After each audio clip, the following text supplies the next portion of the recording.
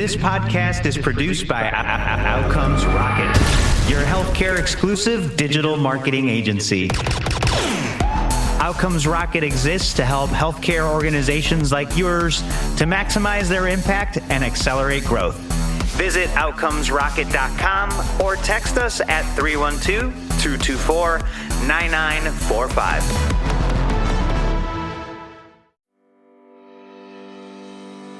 Hey everyone, welcome back to the Outcomes Rocket. I'm so excited to be hosting an incredible leader today. Her name is Dr. Adrienne Boissy.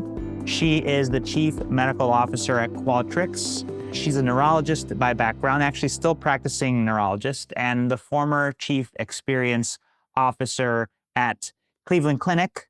They're doing some really interesting things, very much focused, and she's a leading voice in human-centered care. And she's actually the co-author of the 2025 Healthcare Trends Report from Qualtrics. So I'm excited to dig into that and her experience in today's podcast. Adrienne, welcome to the podcast. Thanks for having me. Oh man, it's my pleasure to have you join us. And so to kick things off, I'd love to just better understand what you guys do at Qualtrics, what got you involved there, and how is it different and why does it matter? Yeah, great question. Qualtrics is what they call a world-class experience management platform. That word doesn't mean anything to most people, but what it means in the industry is that we think about bringing humanity to any business from beginning to whatever your end might be. I don't really think there's an end point. But if you think about sort of these multiple intersections between customers, consumers, patients, employees, all the experiences that they're having as they touch different parts of your brand or business, that's where we come in as experience engineers, deep listeners, heavy on analytics and leveraging AI to deeply understand the emotions that are part of that experience. And then how do we fix those at scale? Those are opportunities. And so I want you to think of us as a comprehensive platform that can layer in to an organization's business and provide those types of insights to enhance human experience. Why did I come? Well, value alignment. Number one, I met the CEO. His mom was a nurse. We talked for an hour. It was supposed to be 20 minutes. And I think healthcare is moving too slowly in this space to understand the emotive experience of humans. And I think you have to have seen suffering to want to ease it in the world. And that's certainly a part of the fire in my belly. I love that. Yeah. And you've talked a lot about just kind of prepping for our chat today, kind of those significant challenges in integrating empathy and relationship-centered communication into large-scale health systems. Sure. It's a big struggle. And I think that that's your sweet spot. As you reflect on some of the outputs of the survey and the trends, what trends surprised you the most? You snuck a couple things into that question. So I'll start maybe on the trends. So, right, we released Healthcare Trends for 2025 earlier this year, certainly talking about all the things around, are people still intending to stay in their jobs? Does empathy matter anymore? And big takeaways for me, two things I want to highlight. One was around intent to stay is a real issue in healthcare. We've talked about clinician burnout for a long time. We're over 50% now. They're just below at 49% nationally, which seems like a good thing. And I really don't think it is. And we saw that in this report. So intent to stay in your organization, still a little bit different between this looked at nurses and doctors. And I would frame it not as 70% of docs intend to stay, but 30% intend to leave in the next couple of years. And for nurses, that number was even higher. And so to me, that represents, I think, a crisis for all of healthcare. We will never deliver on the service profit chain when people are sort of inching a foot toward the door.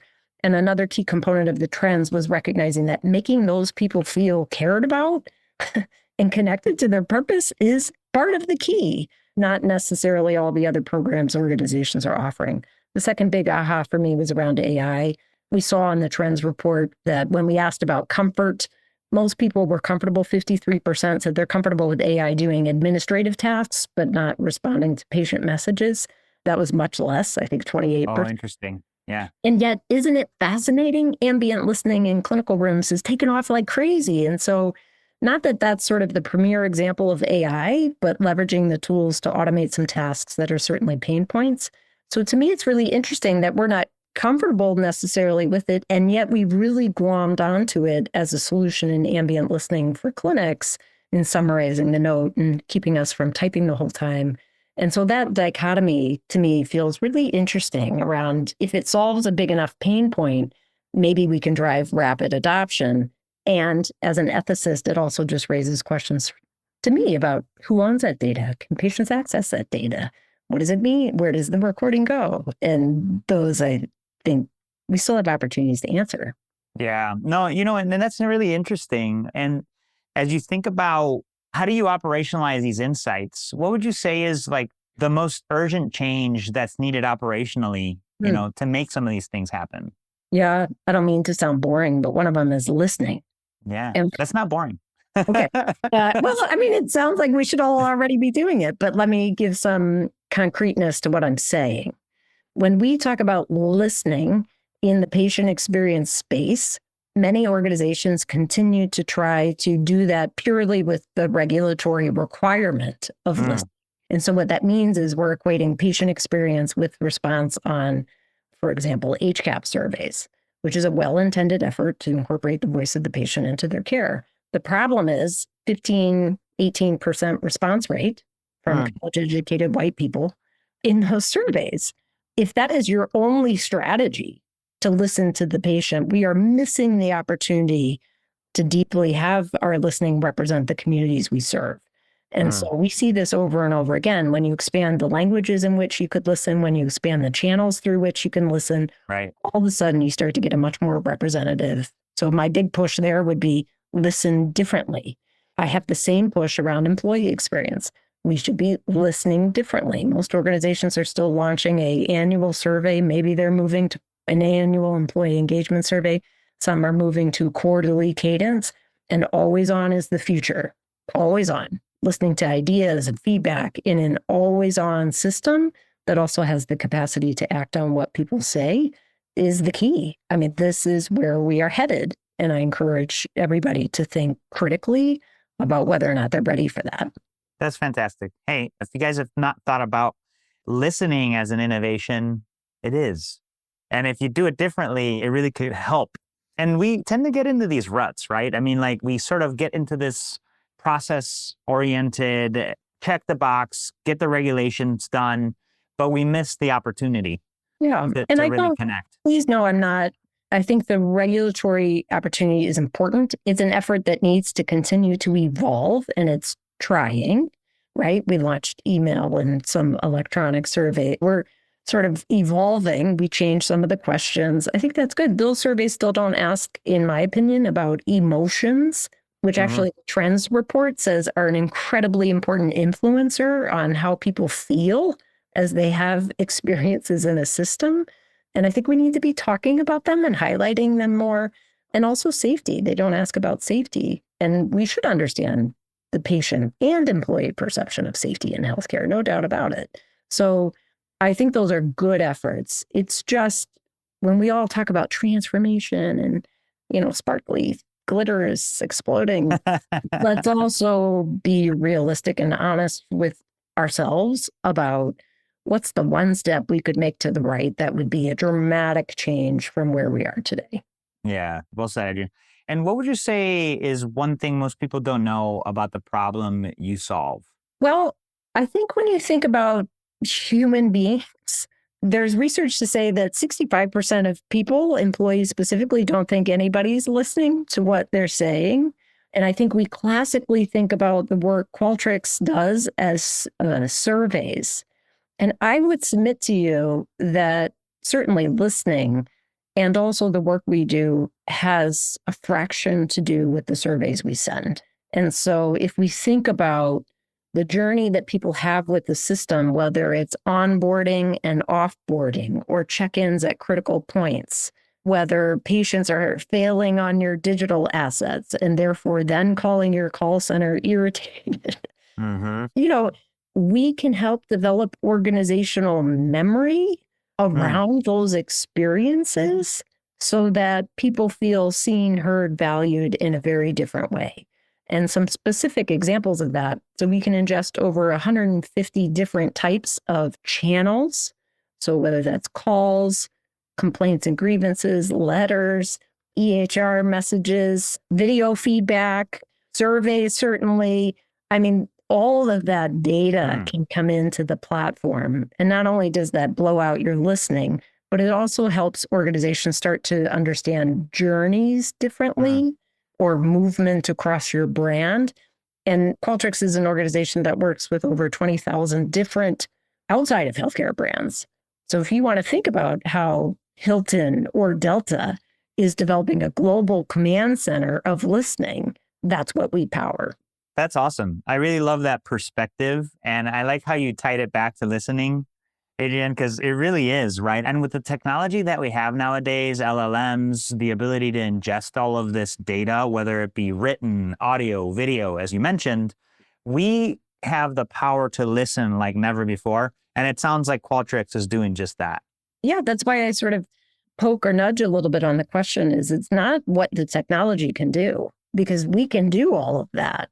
The question is, how ready is an organization or a board to do it? And that answer is highly variable in many of the systems that I work with around the globe, particularly in healthcare. Well and some of that's valid, right? They may be afraid that they can't respond in a timely fashion. And recognizing we're building agents, AI agents, that will respond to feedback on a continuous basis with empathy and quality at scale with our human counterparts and leveraging our human counterparts where it makes the most sense, because we will understand the emotional journey that people are on. That's going to be where the magic gets created. It really is. And the agentic, wow, we could do a whole nother episode, Adrienne, on agentic AI. Don't even get me started or excited on this because the empathy agent is coming for you. Oh man, in a big way. Look, we love to learn from successful people here on the podcast. You certainly have done so much good in the world in the different roles that you've done. What's one thing that you want to share, favorite business resource or business hack for our listeners to know about that they too could leverage? I don't know if it's a business hack. I think for a long time as a leader, I thought I was a big weirdo, just kind of awkward. Like I knew I wanted to take care of patients. And as I moved through my training, not get drowned in the minutia of facts. And I still want to provide exceptional quality outcomes for my patients. As a leader, though, both in healthcare and in technology, something that I'm acutely aware of is making sure that I create spaces where people can talk about emotion. Everybody has them. Big secret. Yeah. Everybody has them. So how do we create and systematize safe spaces for people to talk about emotion using words like love in some of the conversations I have or meetings with different teams? And lastly, I think modeling empathy. I wouldn't say there's like a slick business hack. It's about we're all longing for connection. And we're in the midst of an erosion of trust, certainly in healthcare and a variety of brands. And I still think letting people know that we see them is an important skill set of any leader.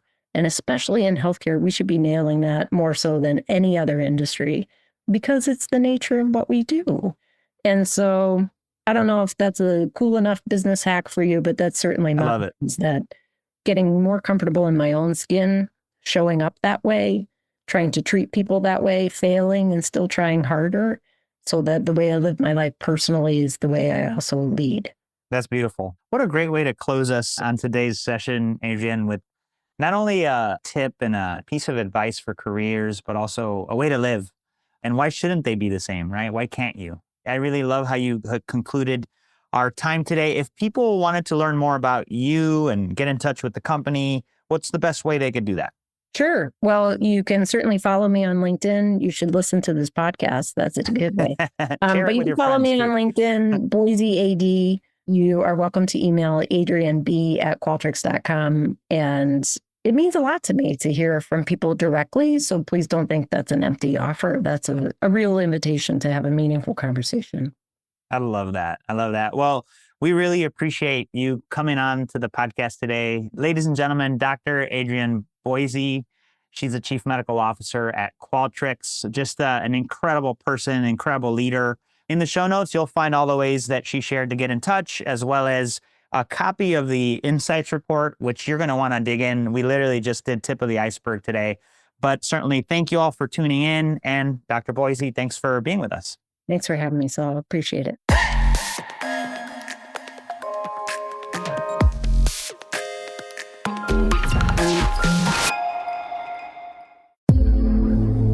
This podcast is produced by Outcomes Rocket, your healthcare exclusive digital marketing agency.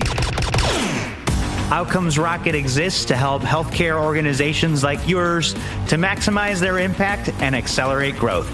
Visit outcomesrocket.com or text us at 312-224-9945.